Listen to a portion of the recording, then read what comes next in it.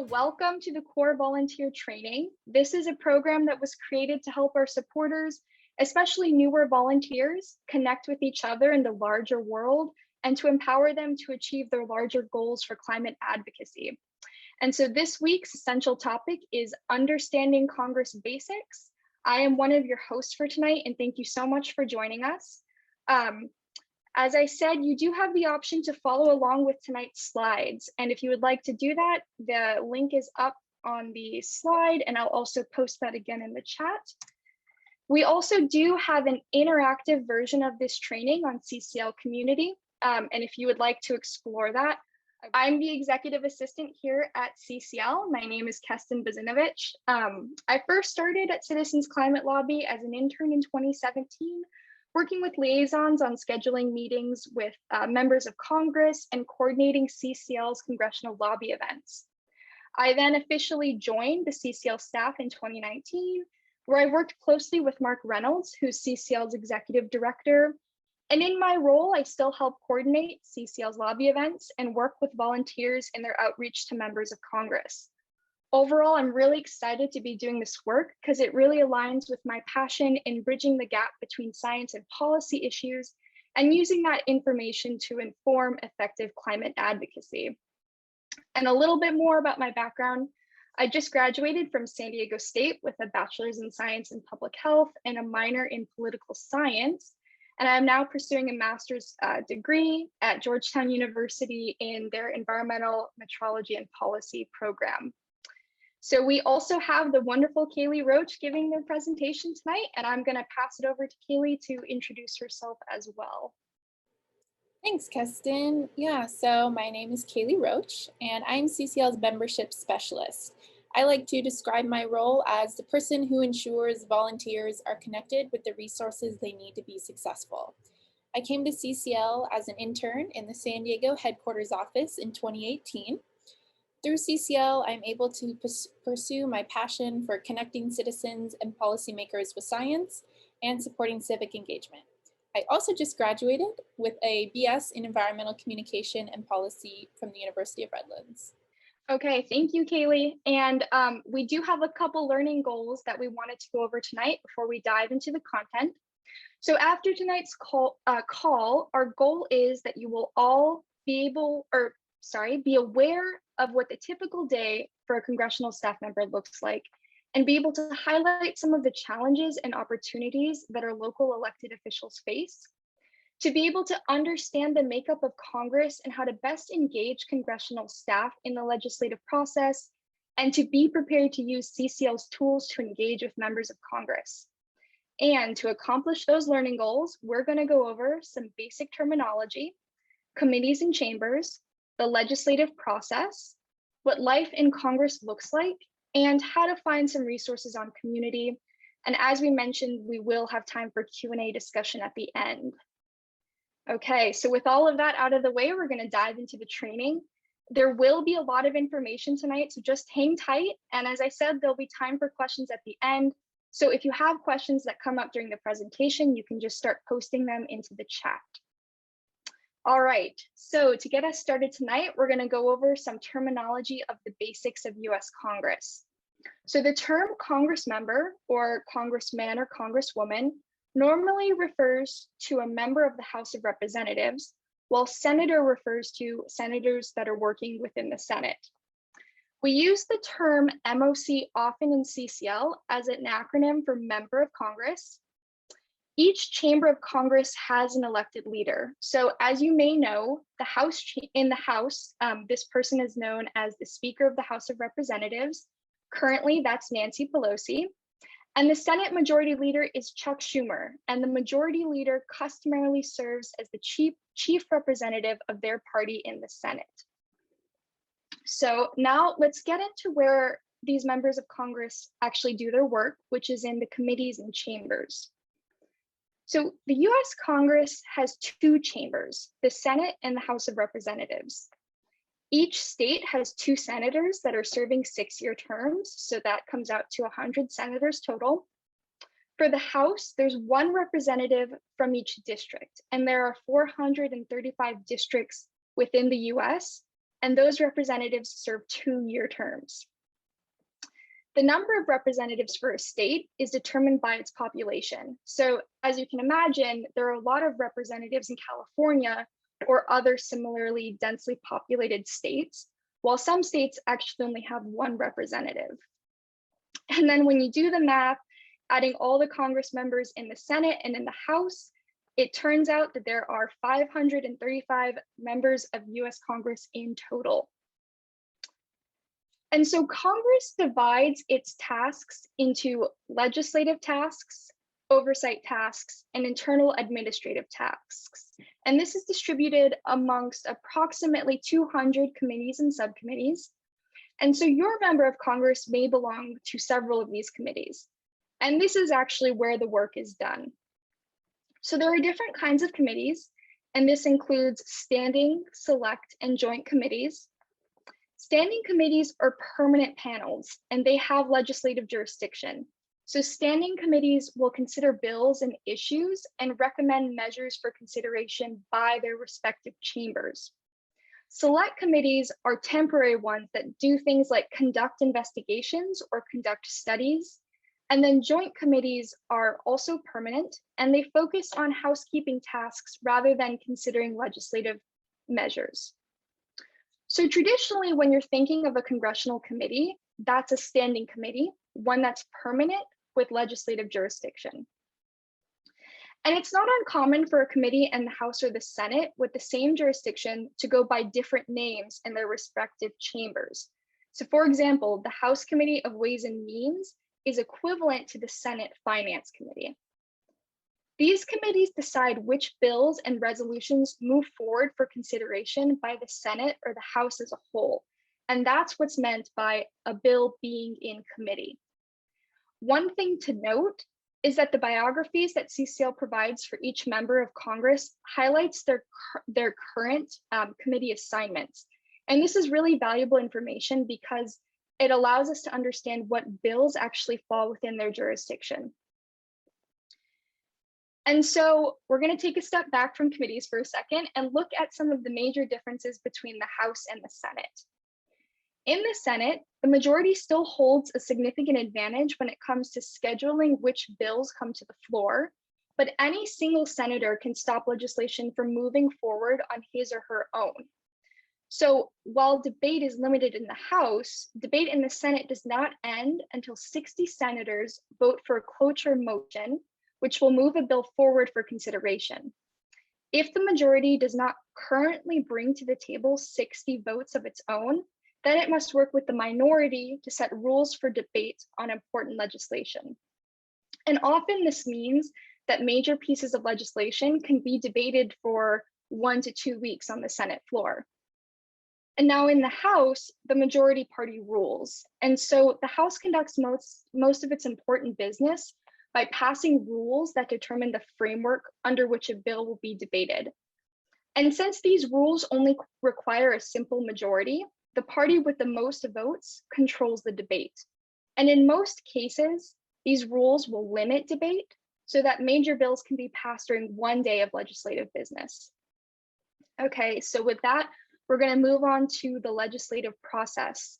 And so we're going to talk about how a bill becomes law. And so bills can either begin in the House or the Senate, but there are also instances where different versions of a bill can begin in both chambers concurrently.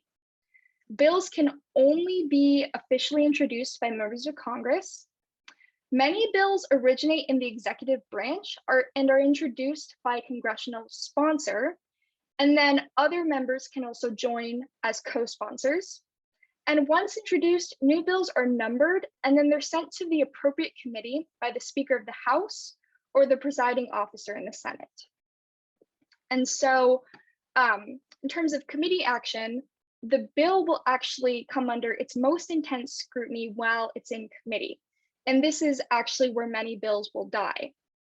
So the bill is considered either by the full committee or a subcommittee, and bills may be referred to more than one committee. So a bill can be referred to a committee over just one line in the legislative text. And when we look at HR 2307, it is substantially under the jurisdiction of Ways and Means, then followed by Energy and Commerce. And it's actually only one small subsection of the bill that refers HR 2307 to the Foreign Affairs Committee. Then the Speaker of the House may set time limits on committees. So in that case, failure to act on a bill would be equivalent to killing it. Hearings may also be held during this process. And so a hearing is an official meeting or session of a Senate, House, joint, or a special committee of Congress. And it's usually open to the public. And its purpose is to obtain information and opinions on proposed legislation. Committees can only study and amend sections of the bill that they have jurisdiction over. So a committee will hold a markup session during which it will make revisions and additions. And if substantial amendments are made, the committee can order the introduction of what's called a clean bill, which will include the proposed amendments. And so this new clean bill will have a new number and will be sent to the floor while the old bill is discarded. The chamber must approve and either change or reject all committee amendments before conducting a final passage vote. And a bill must pass through every committee that it's referred to. After hearings and study to mark up the bill, the full committee votes on a recommendation to the House or the Senate. And then once a bill passes through all committees of jurisdiction, it's then sent to the Rules Committee.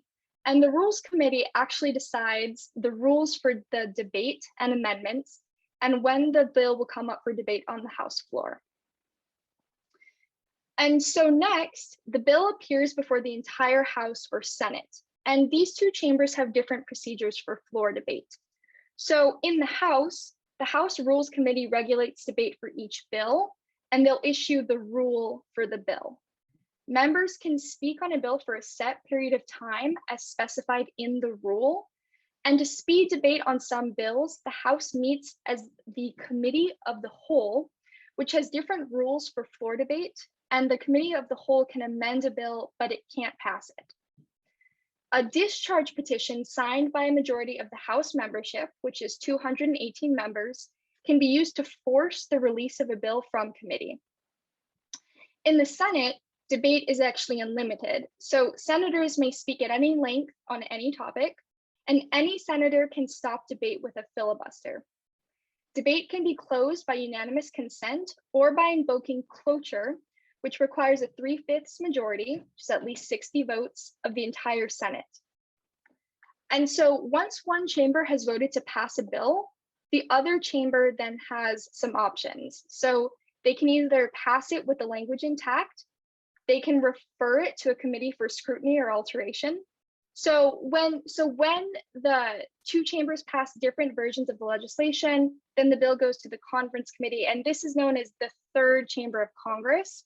So members from each chamber of the House and Senate committees that worked on the bill can meet together to work out a compromise. In this process, members are not allowed to write new legislation, so they must work within the boundaries of the differences in the House and Senate bills. And when the conferees have reached agreement, they then submit a report of their recommendations to each chamber for approval. Now, the Speaker of the House and the President of the Senate both sign the approved bill, and then they'll send it to the President. And now the President has 4 options. So if the President signs and dates the bill, then it becomes law. If Congress is in session and the President does not sign the bill within 10 days, then the bill becomes law without their signature.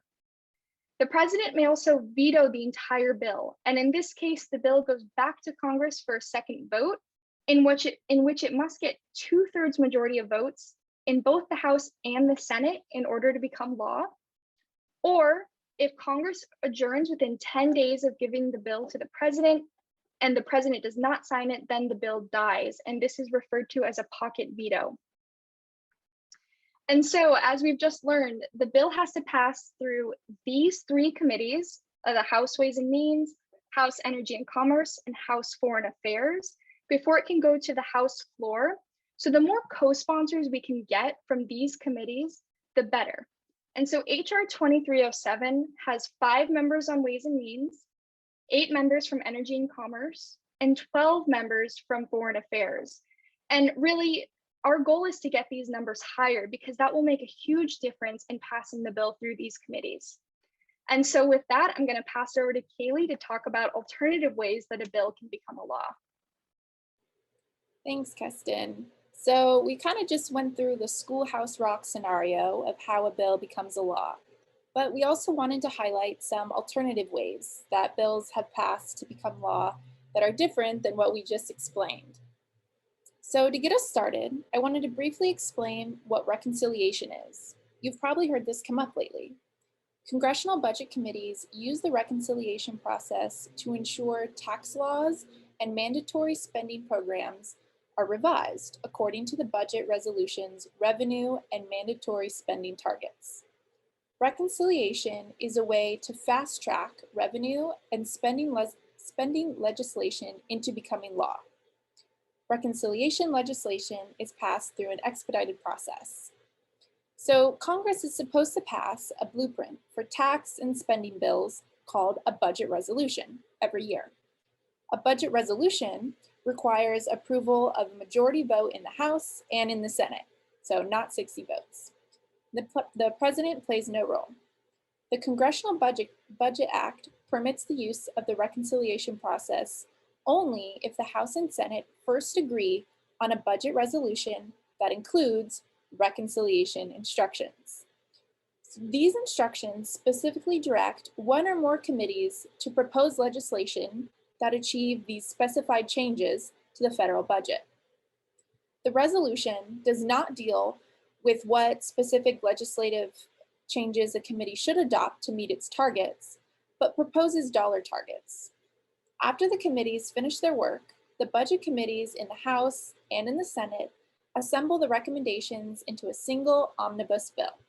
This is called the reconciliation bill. In the House, as with any legislation, the majority rules. But in the Senate, a reconciliation bill also requires only a majority. Once both chambers agree on this omnibus bill, it goes to the president to sign or to veto. Reconciliation instructions provide for fast-track consideration of legislation in the Senate, limiting debate time and allowing such legislation to be passed with a simple majority rather than a filibuster-proof 60-vote supermajority.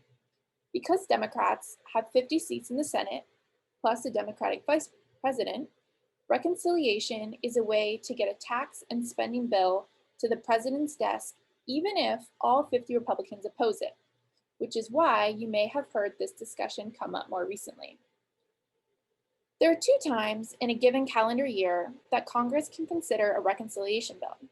For instance, one for fiscal year 2021, which ends in September 30th of 2021, and another for fiscal year 2022, which ends September 30th, 2022. Another way Congress passes legislation quickly is through what we call packages. In this case, Congress sets out to pass a specific bill about a specific issue, but along the way will include several different bills regarding issues other than the one originally set out for, creating a large package of bills. So we're going to go into some case studies to help explain the process of reconciliation.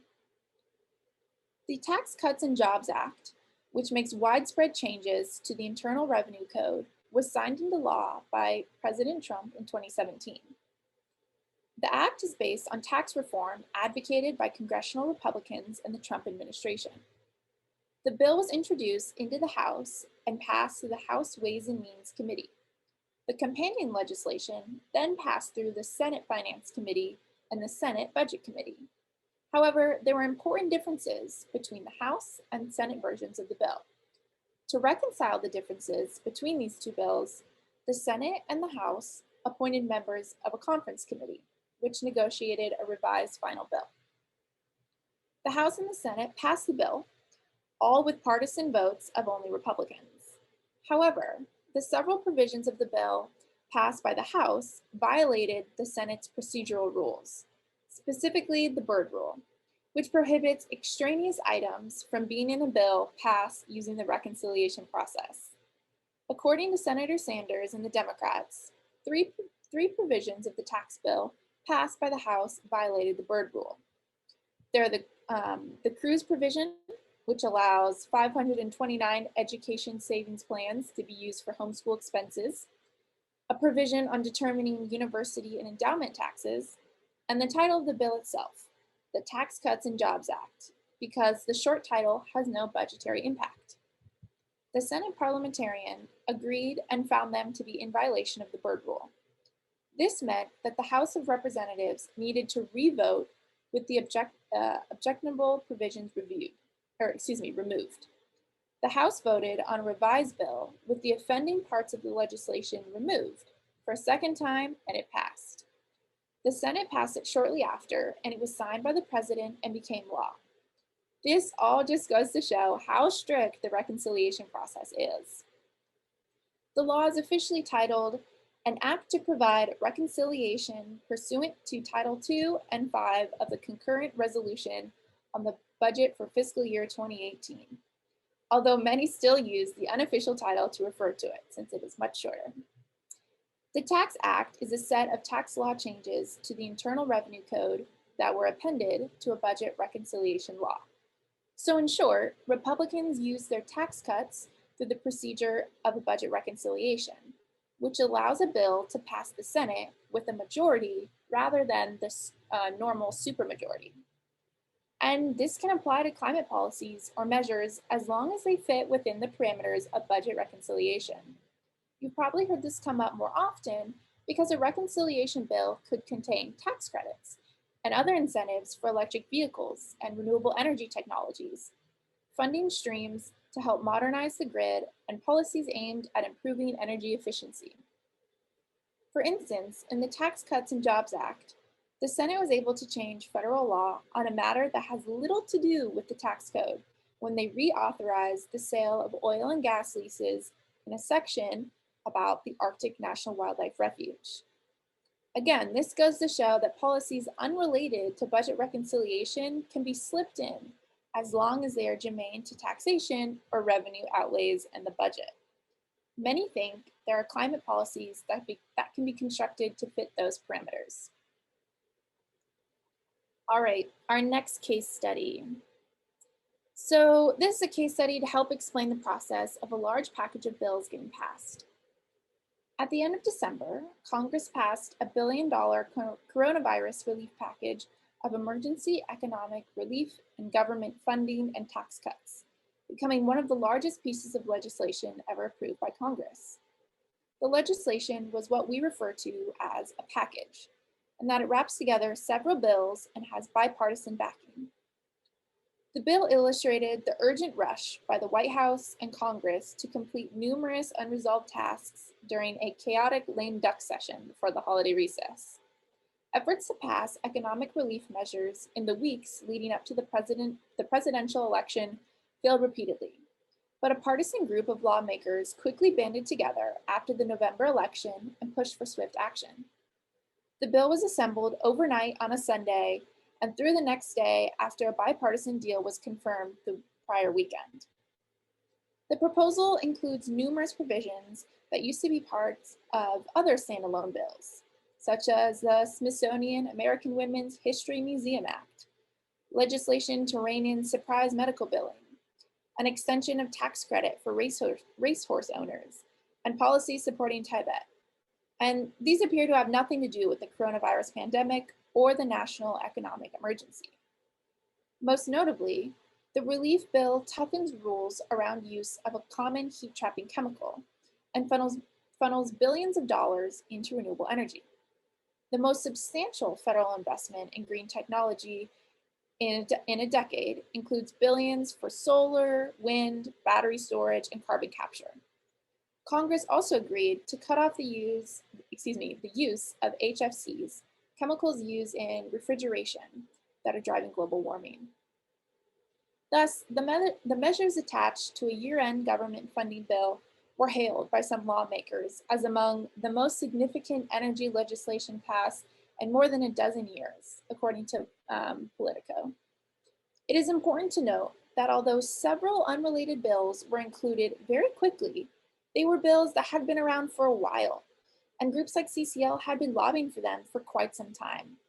This long-term support advanced these bills to the point that they were top of mind for legislators on that Sunday evening. This wasn't just luck or magic. Long, hard work without obvious payoff is required. And then the payoff comes suddenly, perhaps when you're not even expecting it. 3 CCL supporting asks that pass in this package: the Best Use Act, the Use It Act, and the Climate Ready Fisheries Act. They added the most co-sponsors in the month CCL pushed hardest on them. Our volunteers worked extremely hard to gain support for these bills and were successful in contributing to one of the largest action on climate change Congress has passed in a decade. You can read more about this on CCL's blog. So this all just goes to show how quickly a bill can be created and passed with several different components included, and that if you advocate hard enough, you can eventually influence large legislation. So I know this was a lot of information, but Danny and the DC team really wanted to put some case studies in here to show you how bills can be passed in several different ways.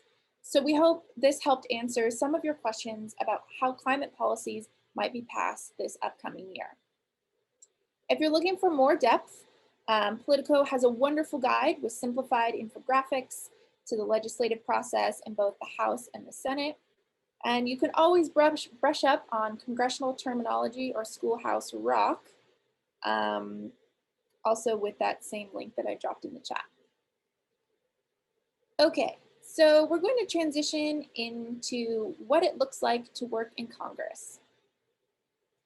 Each member of Congress has at least 2 offices, one in the state or district, and a legislative office, which is in DC.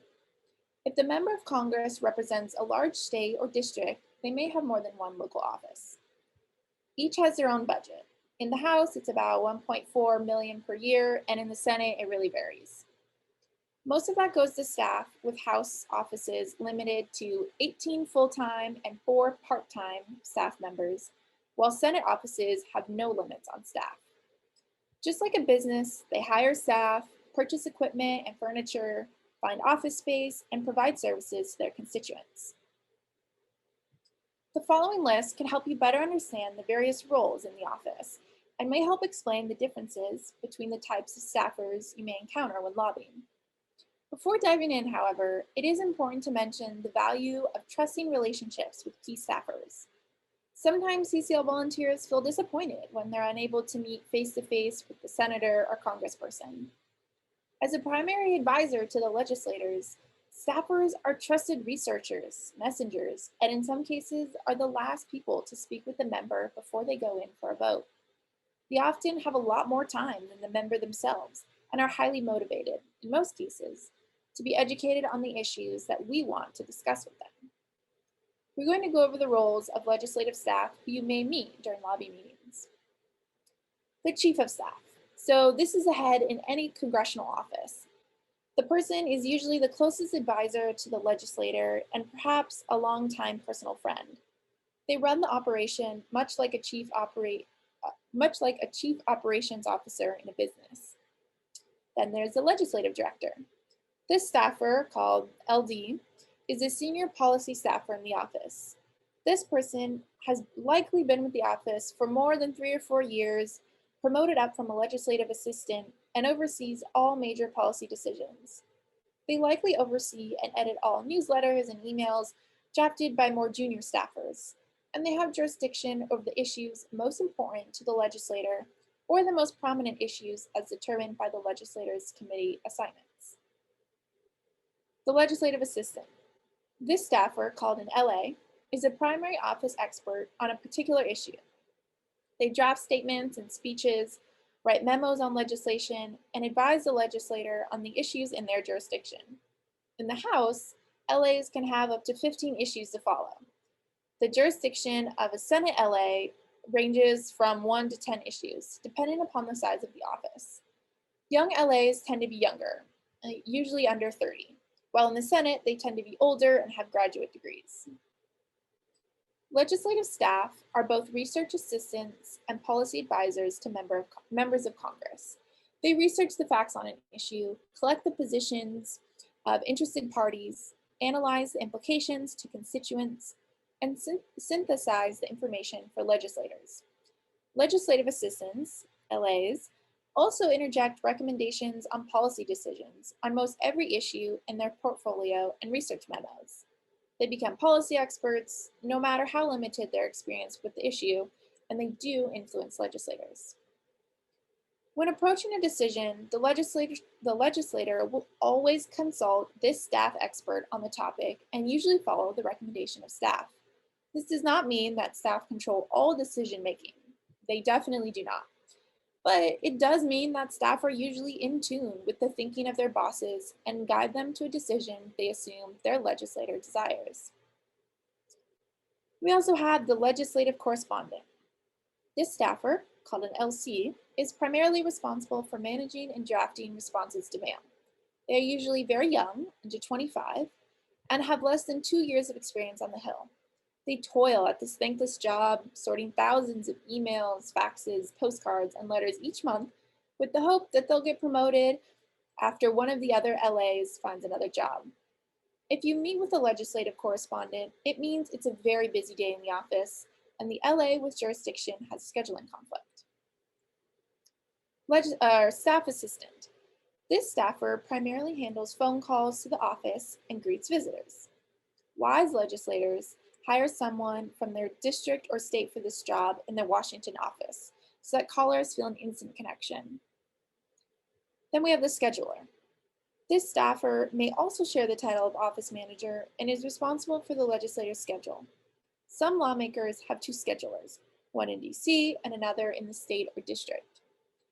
The scheduler is the ultimate gatekeeper and may be the person who determines whether or not you and your group meets with the legislator. Try not to be disappointed if you don't get to meet with the member of Congress or specific policy aide. Not meeting with the pertinent staffer is not necessarily a slight. They're really busy people. If it happens again and again and again, then it may be something to start taking a look at. But if it's just one time, don't get discouraged. All right, life in Congress. So we're going to talk a little bit more about what it's like to work in Congress. So staffers on Capitol Hill work very long hours at a fast pace and cramped conditions while they're working in person.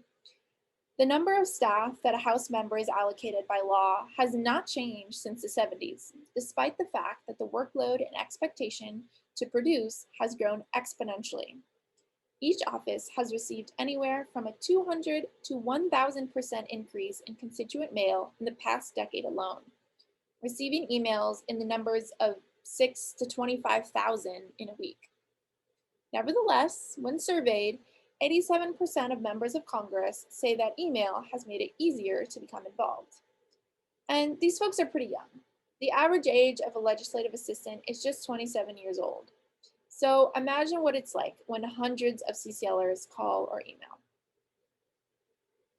According to the Congressional Management Foundation, there are a few of the insights into what life is like for members of Congress.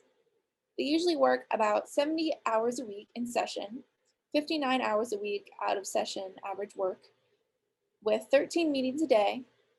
78% of members of Congress spend more than 40 weekends in district a year. 35% of their total time spent as members of Congress is on legislation, therefore meeting with colleagues or committee meetings. 32% of the time is spent on home constituent issues, and political work and campaign work come in third at about 17 to 18% of their time. Life as a Capitol Hill staffer these days can be extra stressful, having just faced politically motivated violence on the Hill on January 6th. Tensions are high across the country, and many people turn to elected officials and political parties both to seek help and place blame putting on extra burden on these staffers while they personally face the same issues as everyone else during this pandemic. The work that we do at CCL is an example of another way to approach democracy, where instead of pushing on differences, we look to find common ground and pull people around solutions. What we do in CCL is model the behavior that we need throughout our country: mutual respect, healthy dialogue, and faith in the processes and institutions of our democracy. We will continue to work with the member of Congress and their staff, meeting them with the respect that we ask them to show others that they disagree with. So this slide highlights some of the most important findings that the Congressional Management Foundation has shared with CCL, given our prior More Perfect Union partnership. All of the details for this information is available on their public page. Keston, if you can drop that link in the chat. So here's what this study found. Direct constituent interactions have more influence on lawmakers' decisions than any other advocacy strategies. Second, Congress places a high value on groups and citizens who have built relationships with the legislator and staff. When asked what advocacy groups could do more of to build relationships with the office, the majority of staff surveyed said meet or get to know the legislative assistant with jurisdiction over their issue area. Third, citizen advocates are more influential and contribute to better public policy when they provide personalized and local information to Congress. 9 out of 10 congressional staffers surveyed said it would be helpful to have information about the impact the bill or issue would have on the district or state. But only 9% reported that that information is received frequently. And lastly, citizens have significant potential to enhance their advocacy skills and influence Congress. This all goes to show the power of citizen advocacy. The most important thing you can do is keep building support. We want to get to that point when the House feels ready to move forward on climate solutions. It's clear that the Energy Innovation Act is the bill with the most support from Republicans and Democrats alike. You all know how to do this by pulling on all the different levers of political will. It's also important to always remember how hectic life is for a member of Congress and their staff. While we may get frustrated that the legislative process moves slowly, it's important to note that these staffers and members of Congress are working on a million different issues and a bunch of different moving bills. We should always be gracious to any time spent talking with us and talking about our bill. The best thing we can do is to make it easy to support our bill. That means garnering support through in-district endorsements, letters to the editor, constituent letters, but it also means being an easy and enjoyable person for that office to work with. Last, but definitely not least, we want to highlight where you can find more resources on community. First, there are tools on how to write to your member of Congress. I will drop this link in the chat for you. So this page has information on deciding which format to send your letter to Congress through, so email, handwritten, text, how to use CCL email tools to write Congress directly through Community, very streamlined, and it also provides tips on personalizing your email. Using our online tools not only simplifies the process and provides you with a script that you can personalize, but it also helps us track how many emails your member of Congress is receiving. And our next resource is our bios on members of Congress. So this can be extremely helpful to look at when deciding what you want to touch on in your letter to Congress. These bios include priorities that the member of Congress has expressed in the past, which committees they're on, and just other things they're involved in Congress, maybe like caucuses. So if you think of a question that comes up later, please do not hesitate to ask. So we encourage you to go to CCL's Community Forums page. Keston, if you could drop that link in the chat, that'd be great. And search for your question there. If it hasn't been answered, you don't see anyone else with that question in the forums, go ahead and ask it, and a staff member will return with an answer within 48 hours. And Keston's email and my email are up there on the screen if you have anything specific that you want to ask us.